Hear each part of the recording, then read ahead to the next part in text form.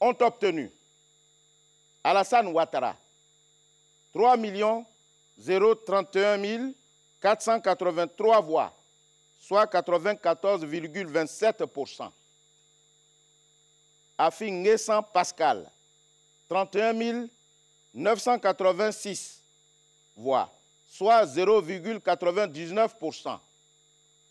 Bédié Kona Aimé Henri, 53 330 voix, soit 1,66%. Kwadio Kona Bertin, 64 011 voix, soit 1,99%. Est donc élu président de la République, M. Alassane Ouattara. Conformément à l'article 59 du Code électoral, la Commission électorale indépendante transmettra au Conseil constitutionnel un exemplaire des procès-verbaux de dépouillement accompagné des pièces justificatives dans les 3 jours qui suivent, à charge pour cette institution de proclamer le résultat définitif.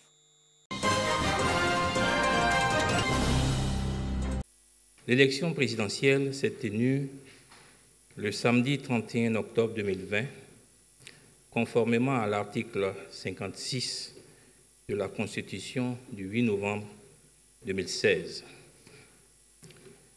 Ce scrutin s'est globalement bien déroulé sur l'ensemble du territoire national, en dépit du mot d'ordre de boycott actif lancé par des partis politiques de l'opposition, ce qui a entraîné des incidents relevés dans quelques départements.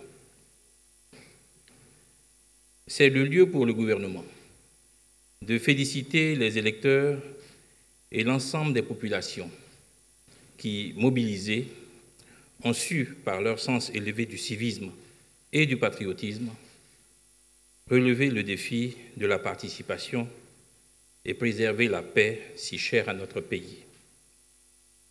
Malheureusement, ce mot d'ordre de boycott actif, lancé par des partis politiques de l'opposition, a conduit leurs militants à commettre des actes d'une particulière gravité constitutifs d'infractions pénales.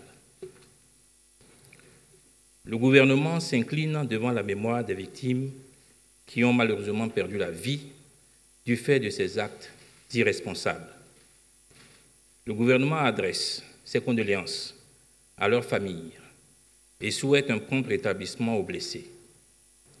Le gouvernement témoigne également sa solidarité à toutes les personnes qui ont vu leurs biens détruits. Le lundi 2 novembre 2020, M. Pascal Afi Nguessan, s'exprimant au nom d'une plateforme de l'opposition, a annoncé la mise en place d'un organe de transition dénommé Conseil national de transition, devant se substituer aux institutions républicaines légalement établies.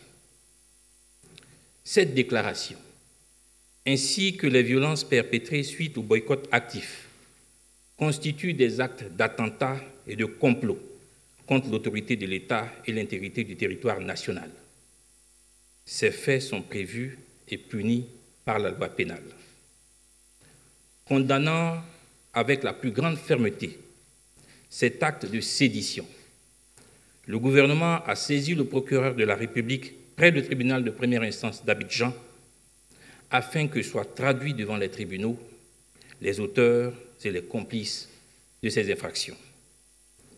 Fait à Abidjan le 3 novembre 2020 pour le gouvernement, le garde des Sceaux, ministre de la Justice et des Droits de l'Homme. Monsieur Alassane Ouattara est arrivé en tête du scrutin. C'est pourquoi, devant le peuple ivoirien, je veux le féliciter. Le président de la République, je l'ai dit et répété au cours de la campagne, dans mon pays, la Côte d'Ivoire, j'ai des adversaires, mais je n'ai pas d'ennemis. Je suis respectueux de nos institutions et par-dessus tout, je souhaite que la concorde civile, la paix et la démocratie l'emportent sur les querelles d'ego et de clans. dans les heures et les jours qui viennent. Comme je l'ai fait jusqu'à maintenant, nous prendrons nos responsabilités dans l'intérêt exclusif de la Côte d'Ivoire.